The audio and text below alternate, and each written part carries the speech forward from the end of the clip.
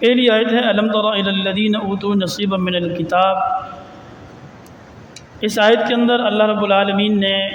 فرمایا کہ ان لوگوں کی طرف دیکھو، یعنی یہودیوں کی طرف اور نصرانیوں کی طرف، جنہیں تم سے پہلے کتاب دی گئی، کتاب کا علم عطا کیا گیا۔ یدعون الی کتاب اللہ، جب انہیں کتاب کی طرف بلایا جاتا ہے کہ کتاب کے مطابق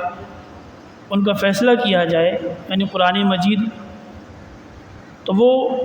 اعراض کرتے ہیں، منہ پھیر لیتے ہیں اس سے۔ اس آیت کی تفسیر حضرت عبداللہ ابن عباس رضی اللہ تعالیٰ عنہ فرماتے ہیں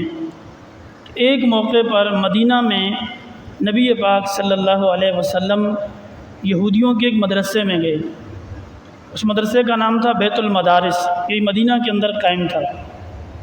نبی پاک صلی اللہ علیہ وسلم اس مدرسے میں گئے تو وہاں نعیم بن عمر اور زید بن حارث دو یہودی بیٹھے ہوئے تھے۔ آپ کی ملاقات ہوئی تو آپ صلی اللہ علیہ وسلم سے انہوں نے پوچھا کہ آپ کون سا دین لے کر آئے ہو؟ آپ صلی اللہ علیہ وسلم نے فرمایا کہ میں تو دین ابراہیم پر ہوں علیہ الصلوۃ والسلام، یعنی جو حضرت ابراہیم کا دین تھا وہی دین میرا ہے۔ تو وہ فوراً کہنے لگے کہ ابراہیم تو خود دین یہود پر تھے۔ اس پر حضور نبی کریم صلی اللہ علیہ وسلم نے ان سے کہا کہ اچھا، اگر تم یہ سمجھتے ہو یا کہتے ہو کہ ابراہیم دین یہود پر تھے تو پھر لاؤ اپنی کتاب تورات لاؤ میرے سامنے اور مجھے دکھاؤ کہاں ہے اس میں یہ۔ اس پر انہوں نے انکار کر دیا، یہودیوں کے جو علماء تھے انہوں نے کہا کہ بھائی ہم یہ دکھا نہیں سکتے۔ تو اللہ تعالیٰ نے یہ آیت نازل فرمائی، جبرائیل امین علیہ السلام یہ آیت لے کر آئے اور حضور نبی کریم صلی اللہ علیہ وسلم سے فرمایا کہ الم تر الی الذین اوتوا نصیبا من الکتاب، کہ آپ نے ان لوگوں کا حال نہیں دیکھا کہ جنہیں کتاب میں سے، یعنی کتاب کے علم میں سے علم دیا گیا تھا، یدعون الی کتاب اللہ، انہیں اب کتاب کی طرف، دوسری کتاب یعنی قرآن مجید کی طرف بلایا جاتا ہے، لیحکم بینہم، تاکہ ان کے درمیان فیصلہ کر دے کہ اب انہوں نے کس دین پر چلنا ہے۔ ثم یتولی فریق منہم وہم معرضون، تو ان میں سے ایک بڑا گروہ پھر اعراض کرتا ہے، منہ پھیر لیتا ہے۔ ایک اور واقعہ احادیث میں اور تفاسیر میں ملتا ہے کہ یہودیوں میں ایک زنا کا واقعہ آیا، تو زنا کی سزا کیا ہے، اس پر حضور نبی کریم صلی اللہ علیہ وسلم نے اگر زانی شادی شدہ ہے تو اس کی سزا رجم بتائی، اسلام میں رجم ہے۔ اب یہودیوں میں سے جو ایک گروہ تھا وہ اس بات کا قائل نہیں تھا کہ سزا زنا کی شادی شدہ زانی کو رجم کیا جائے۔ تو حضور نبی کریم صلی اللہ علیہ وسلم نے ان سے فرمایا کہ تمہاری کتاب تورات میں اس کی سزا کیا لکھی ہے؟ تو تورات میں جو سزا بیان کی گئی تھی وہی ہے جو اسلام کے اندر ہے، یعنی زانی اگر جو ہے شادی شدہ ہے تو اس کو رجم کیا جائے گا۔ اس پر ان کا پورا ایک گروہ یہودی مکر گئے کہ ہم تو اس سزا کے قائل نہیں ہیں۔ تو اللہ تعالیٰ نے فرمایا کہ اگر تم چاہتے ہو کہ تمہارے درمیان فیصلہ ہو جائے اس مقدمے کا تو یدعون الی کتاب اللہ، تو پھر کتاب کی طرف پلٹو، کتاب کو کھولو، کتاب کے اندر دیکھو، یعنی جو اللہ کے احکامات ہیں ان پر عمل پیرا ہو جاؤ، ان کو سمجھو۔ فرمایا جب یہ بات آتی ہے تو ثم یتولی فریق منہم وہم معرضون، یہاں دو چیزیں بڑی عجیب ہیں۔ ایک ثم یتولی، اس کا معنی ہے یتولی کا روح گردانی کرنا، منہ پھیرنا، اور آخر میں ہے معرضون، معرضون کا معنی بھی ہے پھر جانا، اعراض کرنا، روح گردانی کرنا۔